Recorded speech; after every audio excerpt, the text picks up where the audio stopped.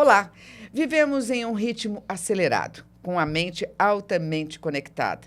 Trabalho, estudos, notificações e demandas que parecem não ter fim. Mas será que ficar quieto ou quietinho por alguns minutos no meio da rotina pode realmente fazer a diferença no nosso cérebro? Hoje vamos falar de descanso mental, aquele que vai muito além de uma boa noite de sono. Para essa conversa, convidamos a Vanessa Diana de Rienzo, ela que é professora do curso de Psicologia da Unip, doutora e psicóloga. Ela vai nos ajudar a compreender como o cérebro responde a pausas conscientes. Seja muito bem-vinda, Vanessa, é um prazer recebê-la aqui. Olá, Malu, prazer é todo meu. Obrigada pelo convite. O descanso mental, como é que ele se dá? Malu, é assim.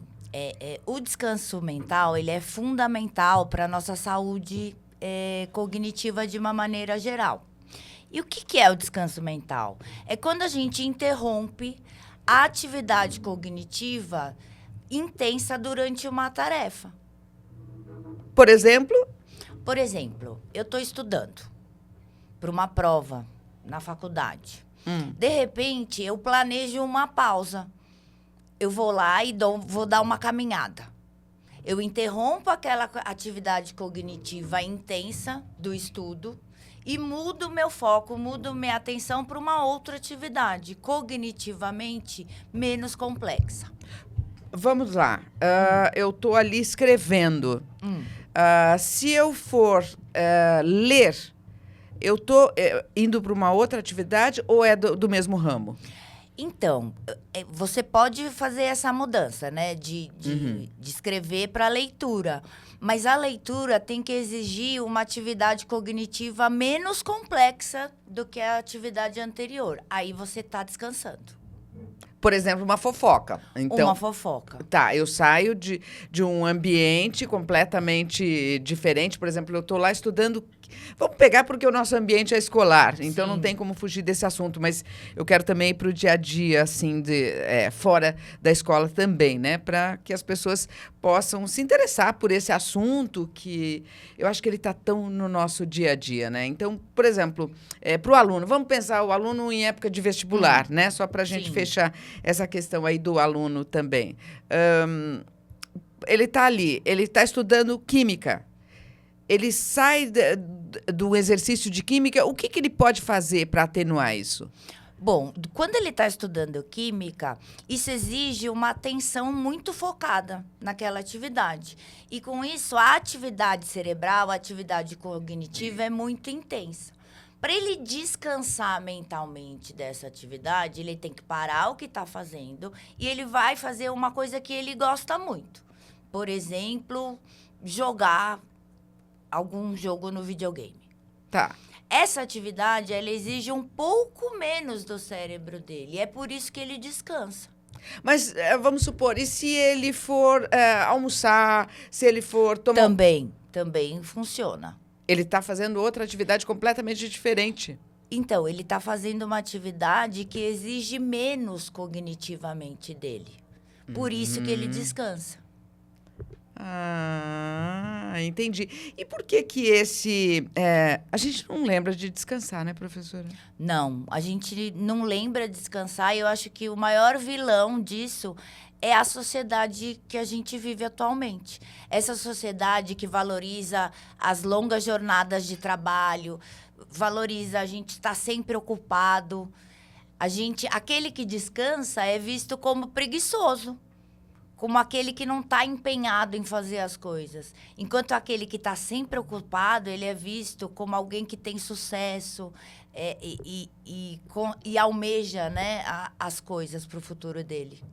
Então, assim, nós estamos falando de uma época do inconsciente coletivo, né? O inconsciente coletivo diz que é normal você, antes de dormir, 00:30, tá ali, rodar ali. Sim, isso foi normalizado, né, na nossa cultura. Tá sempre ocupado, sempre em atividade, sempre trabalhando. Então, e aí, isso é prejudicial? Nós precisamos Muito. falar isso, porque eu sei que é senso comum, todo mundo fala que não pode, antes de dormir, desliguem as telas e tudo, a gente já sabe disso. Mas como é que a gente consegue despertar a consciência das pessoas em relação a isso, professora? Na verdade, o que a gente tem que discutir é que o descanso também é fundamental. Não o descanso enquanto a gente dorme, que esse é o descanso fisiológico e é crucial para a nossa vida. Mas mesmo em estado de vigília, mesmo acordado, a gente tem que descansar. E a gente tem que desligar dessas atividades de trabalho, de estudos, que permeiam a maior parte da nossa vida. Porque mesmo quando você está assistindo uma série, você acha que está ali relaxando, só no controle. Ah, quero ver mais um episódio e tudo, né? Uma temporada, às vezes a gente já parte logo para a temporada. Nesse momento que você está completamente alheio à sua rotina, a rotina de trabalho, essas coisas. Nesse momento, é um relaxamento? Não necessariamente. Por quê? Enquanto você assiste uma série, existe um processamento cognitivo contínuo. O seu cérebro, ele está trabalhando. Então, tanto assistir às séries como navegar, né, pelas redes sociais, elas podem produzir uma atividade de baixo nível. Mas essa atividade, ela impede o seu cérebro de relaxar e se recuperar.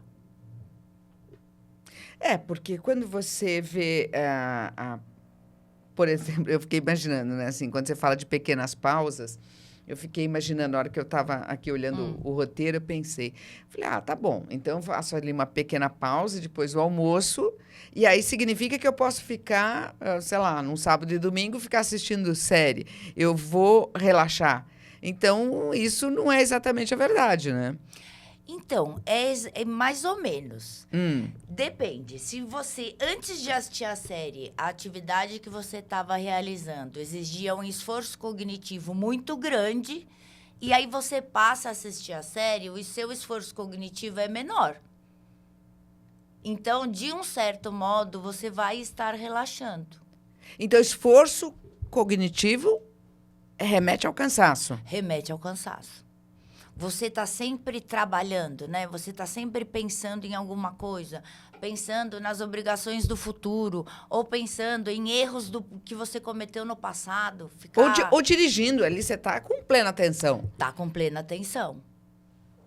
Está com plena atenção. Mas, por exemplo, quando para no semáforo, se você ligar uma música calma, relaxante, você tira o foco da sua atenção ali e você passa a relaxar com aquela música, que exige pouca atividade cognitiva sua. Porque, assim, o que se vê na atualidade é que parece que agendar o descanso é quase uma causa do nosso dia a dia, né? Porque você vai... Assim, professora, é isso que, assim, esse tema me chamou muita atenção. Porque, assim, você pega o celular, o computador, alguém te chama, demanda em cima de demanda. Chega uma hora que eu já não consigo mais nem postar, já nem sei onde eu estou, de onde vim, para onde vou, né? Então, assim, esse excesso de atividades, como é que a gente consegue ter a consciência de que você está fazendo algo para o trabalho ou para o descanso? E como equilibrar esses pratos? Malu, eu vou te dar um exemplo agora. Você está falando das nossas demandas, e o pior é que, assim, a gente cria alertas para nós mesmos, né, sobre essas demandas. Então, no celular, o celular apita quando chega um e-mail, o WhatsApp que apita. Eu acho que a gente tem que começar a delimitar esses avisos para nós mesmos. Vou te dar um exemplo. Sabe aqueles relógios? Sim. Que avisam a gente? Aquilo, o alerta... Smartwatch. Eu parei de usar aquilo. Por quê? Porque eu recebia tanto pi, eu estava ficando muito ansiosa. Porque era um e-mail que chegava, aquilo vibrava no meu pulso. Era alguém me chamando no WhatsApp, era a ligação, eu tô sem. Eu não uso mais aquilo. Eu estava ficando muito ansiosa. Por quê? Porque chegavam as demandas e eu queria dar conta de tudo. E é impossível a gente dar conta de tudo. Enquanto eu não conseguia fazer tudo, eu ficava ali super preocupada e ansiosa. Então, eu cortei isso da minha vida. A gente tem que começar a cortar essas coisas. Porque existe aí até um paradoxo, né? Que as próprias redes, elas incentivam, né? Também o descanso, né? Que você tem que ter momento de pausa e tudo mais. Mas, na contrapartida, até aquilo, por vezes, te leva à ansiedade. Sim, isso é uma mentira. Navegar nas redes sociais, né, solicita muita atividade do seu cérebro, né? E essa atividade é constante. Então, isso não é descanso mental. E tem uma outra coisa também, né? Dependendo das notícias ou das postagens que você acompanha ali nas redes sociais, isso pode te causar um impacto negativo. Então, você tem que prestar atenção nas coisas que você segue. Vou dar outro exemplo.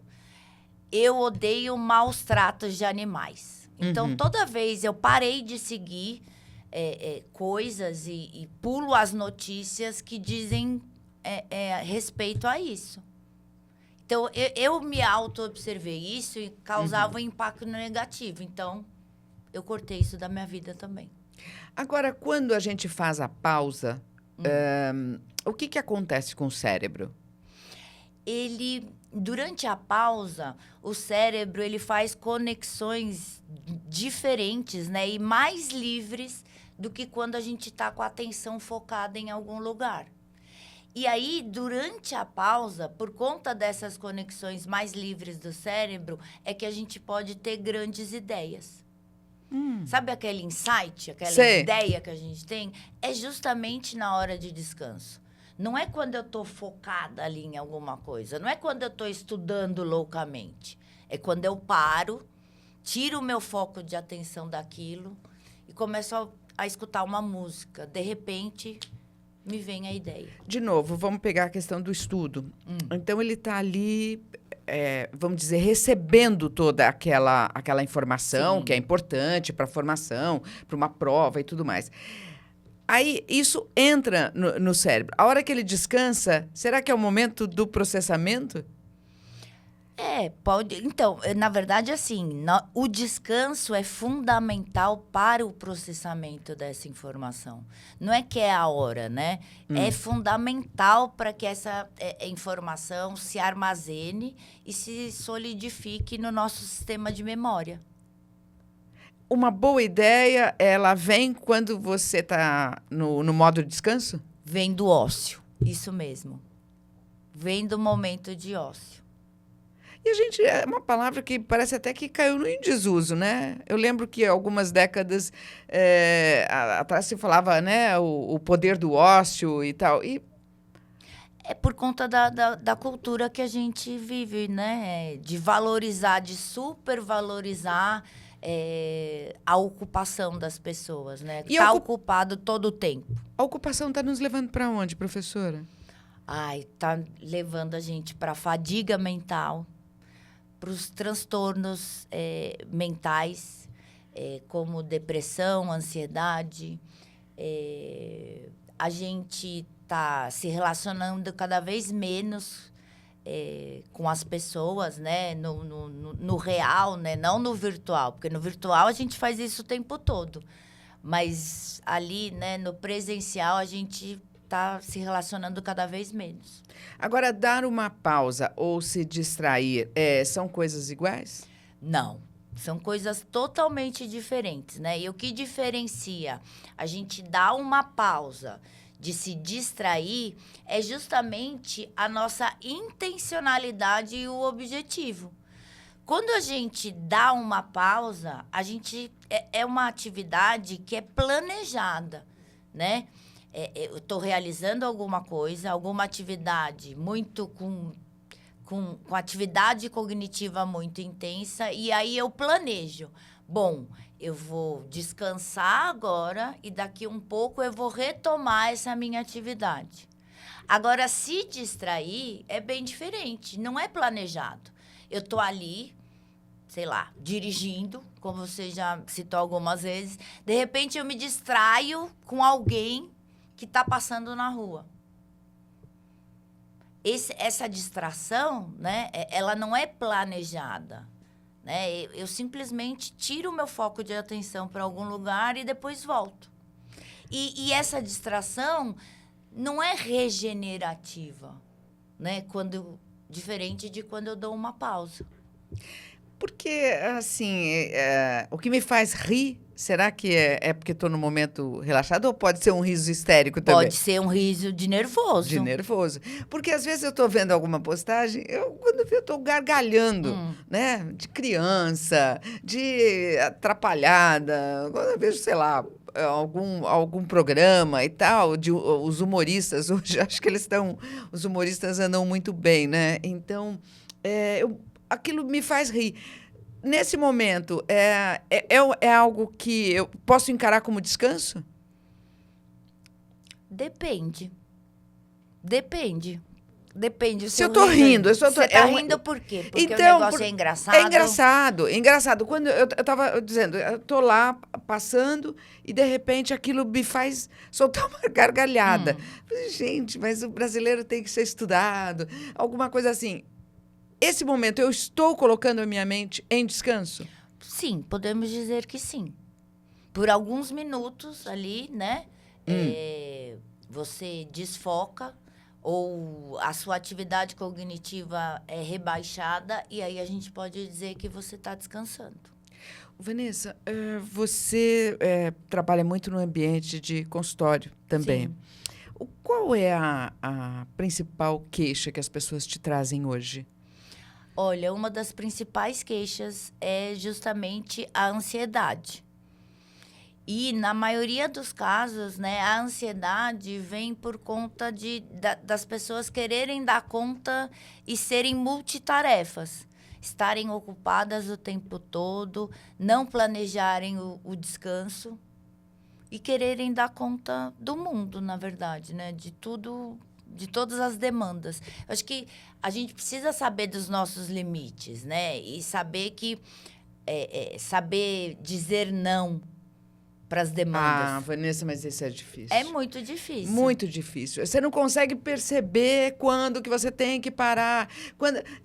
Eu já estou indo no automático, eu já nem sei mais o que eu estou fazendo, porque sai de uma questão, por exemplo, você sai do profissional, uma demanda em casa, um filho chama, um amigo vem com uma situação. Então, assim, é difícil por vezes. E como é que você se divide? Como é que você assim, outro dia eu estive num mosteiro e quando eu olhei para aquilo, um mosteiro que eu já conhecia e que eu tinha ido muitas vezes, lembrava daquela alegria interna que eu tinha quando eu parava, né? Mas eu achei aquilo tão desconexo, né? Aí eu voltei para casa, fora de São Paulo, aí eu voltei para casa e comecei a olhar assim, aquele minuto de silêncio que eu posso fazer.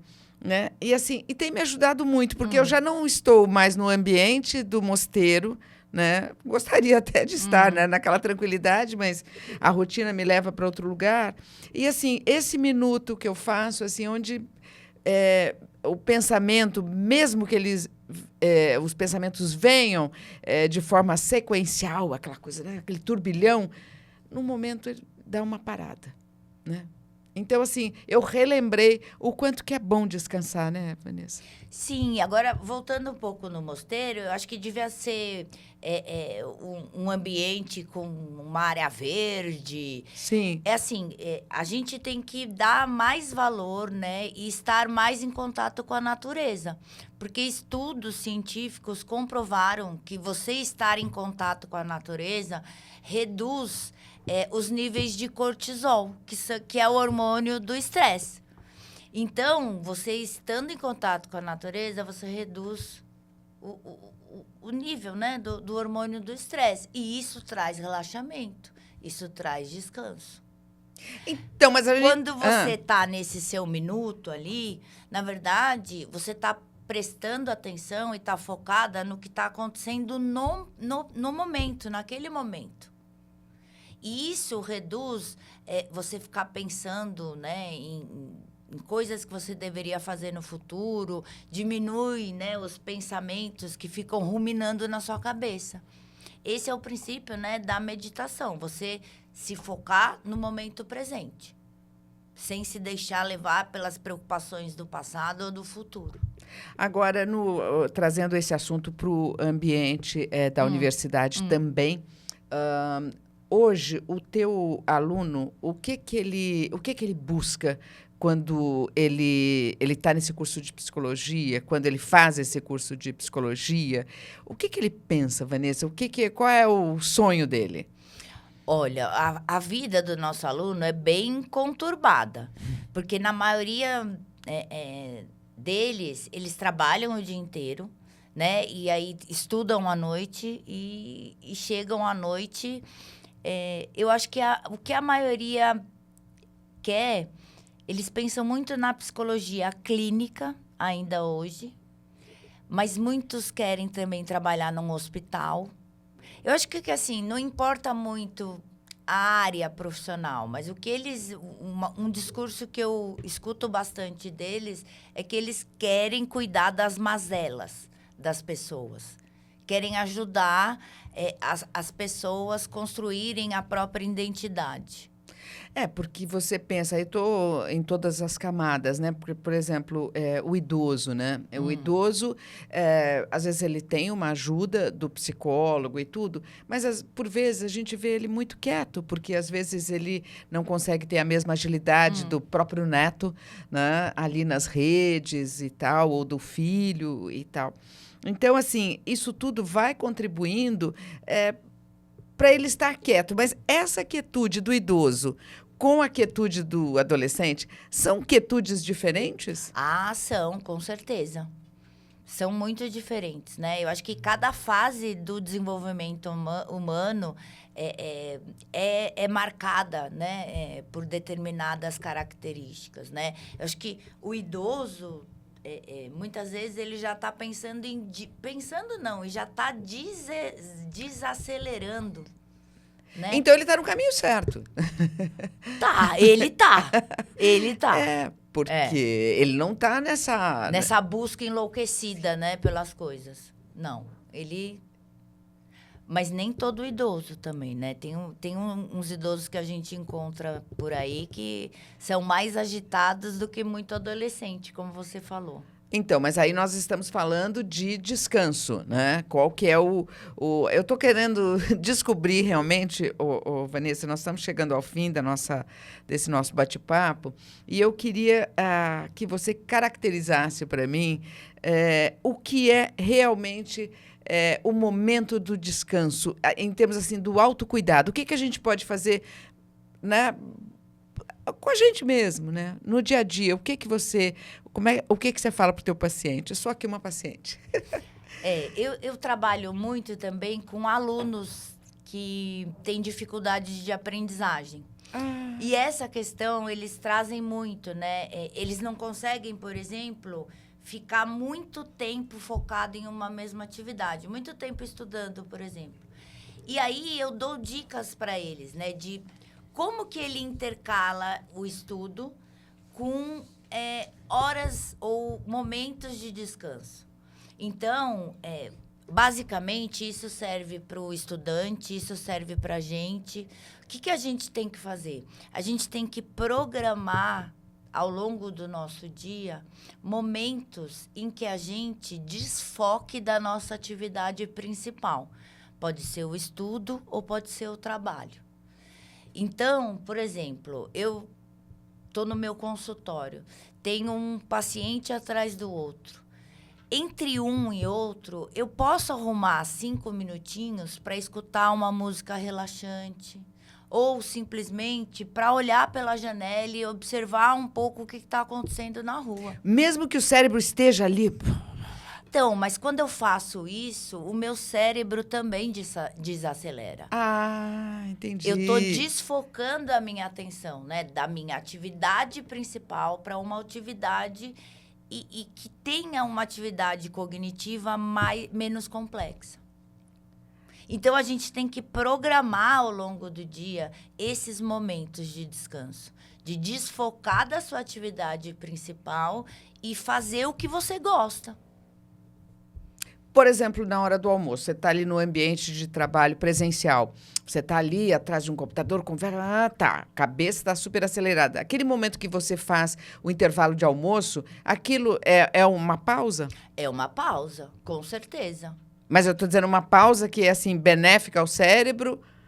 Então, é uma pausa benéfica ao cérebro se você realmente se desligar do trabalho. Se começar a ir para o trabalho... Não, se começar a pensar, Falar do você tá ali trabalho. almoçando e tá pensando na reunião que você tem depois ou na pessoa que você tem que ligar, aí isso não é benéfico para sua saúde. Você tem que realmente desligar. E quanto tempo? Ah, não tem muito tempo. Você sabe que tem alguns aplicativos agora que você instala no celular que eles programam o seu tempo de Mas, descanso. poxa, eu tô querendo me afastar do celular, você tá querendo me mandar pro celular. Não, mas ele te avisa, ó, descanse. Daí ele mede o tempo de descanso para você. Você pode programar 20 minutos. Então, ele desperta em determinado horário e aí você sabe que aquela hora é para você descansar. Aí você vai lá, sei lá, se você tem algum hobby, estou trabalhando em casa, eu coleciono algum objeto. Eu vou lá e mexo naqueles meus objetos, dou uma arrumada, ele apita de novo, você volta para trabalhar. É, porque é o afastar da tela também, né? Porque a tela nos leva a muitos estímulos, né? É isso que eu acho que acontece. A tela leva a gente a muitos estímulos e quando a gente está na tela, a gente sempre está comparando a nossa vida com a vida daquele que a gente está vendo na tela. E isso é muito prejudicial. Porque nem sempre o que a gente está vendo ali é o real. Né? Às vezes ficar um pouquinho fora, ou mesmo assim, é isso que você falou, né? Avisar que tem que descansar. Tirar o relógio do pulso. Né? Se desligar do e-mail que criar chega. Mecanismos, né, Vanessa? Porque, por exemplo, eu para ver filme, eu já não pego mais no celular os filmes que eu quero assistir.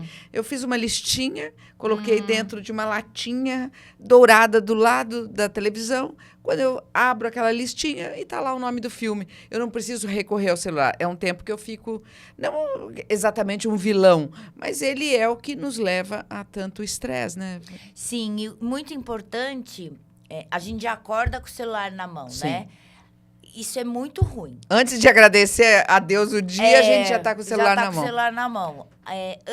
Logo que a gente acorda e antes de dormir, são os piores momentos para a gente ficar com o celular na mão.